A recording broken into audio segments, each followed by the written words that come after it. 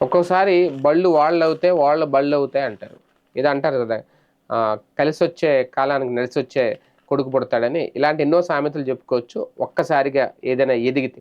ఇప్పుడు ఒక రాజకీయ పార్టీకి అలాగ కలిసొచ్చింది. అది కూడా ఎక్కడంటే పశ్చిమ బెంగాల్‌లో.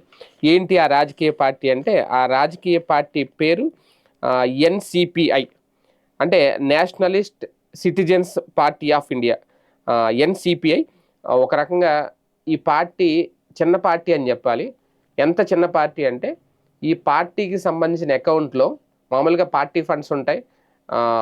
కోట్ల రూపాయలు ఉంటాయి, లక్షలు ఉంటాయి ఉంటాయి. కానీ పార్టీ ఫండ్ ఎంత ఉందో తెలుసా? పార్టీ అకౌంట్‌లో డబ్బులు ఎంత ఉన్నాయో తెలుసా? రూ. 75. అక్షరాల రూ. 75 మాత్రమే. అంతే తప్ప రూ. 750 కూడా కాదు. ఓన్లీ రూ. 75 ఉన్నాయంట. అంత చిన్న పార్టీ. ఒక భార్యాభర్తలు స్థాపించిన పార్టీ. భర్త ఈయన అధ్యక్షుడు ఈ పార్టీకి. పశ్చిమ బెంగాల్ ఎన్‌సీపీఐ భర్త అధ్యక్షుడిగా కొనసాగుతున్నారు. భార్య కోశాధికారిగా కొనసాగుతున్నారు. అయితే వీళ్ళకి ఇప్పుడు సడన్‌గా ఏం కలిసొచ్చింది అంటే, తృణమూల్ కాంగ్రెస్ పార్టీ నుంచి తిరుగుబాటు జెండా ఎగరవేసిన ఎంపీలు ఎవరైతే ఉన్నారో 20 మంది, వాళ్ళందరూ కూడా ఒక్కసారిగా ఈ ఎన్‌సీపీలో తమ పార్టీని విలీనం చేసేయాలి అని అనుకున్నారు. దాంతో ఇప్పుడు రేపొద్దున్న నిజంగా అలా విలీనం అయిపోతే లోక్సభలో ఉన్న పార్టీల్లో 6వ ప్లేస్‌లో ఈ పార్టీ వెళ్లి కూర్చుంటది.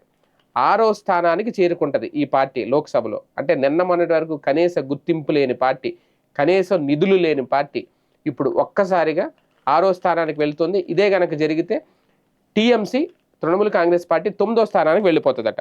ఇది ఇక్కడ పరిస్థితి. అయితే ఇప్పుడు దీని మీద నిజంగా ఎంతవరకు విలీనం చేసుకోవాలి ఏంటి అనేది ఇప్పుడు స్పీకర్ నిపుణుల అభిప్రాయం తీసుకోబోతున్నారు లోక్సభ స్పీకర్ ఓం బిర్లా. అదే గనక జరిగితే త్వరలో ఈ పార్టీ ప్రస్తుతం అతిపెద్ద పార్టీగా అవతరించే అవకాశం ఉంటుంది ఈ చిన్న పార్టీ. కాకపోతే ఇది ఎంతవరకు సాధ్యం అవుతుంది అనేది చూడాలి. ఎందుకంటే దీనికి కారణం ఏంటంటే ఎంపీలు, ఎమ్మెల్యేలు కాదు, ఒక్క వార్డు సభ్యుడైనా లేని పార్టీ. ఇప్పుడు గనక స్పీకర్ ఆమోదిస్తే లోక్సభలో పెద్ద పార్టీల సరసన కూర్చుంటుంది. ఈ పార్టీ బ్యాంక్ ఖాతాలో 2022-23 ఆర్థిక సంవత్సరానికి ఉన్న నగదు నిల్వ కేవలం రూ. 75. 2023-24, 24-25 ఆర్థిక సంవత్సరాల ఆడిట్ నివేదికలు కూడా ఈసీ దగ్గర లేవంట. తర్వాత ఏం జరిగింది ఏంటది.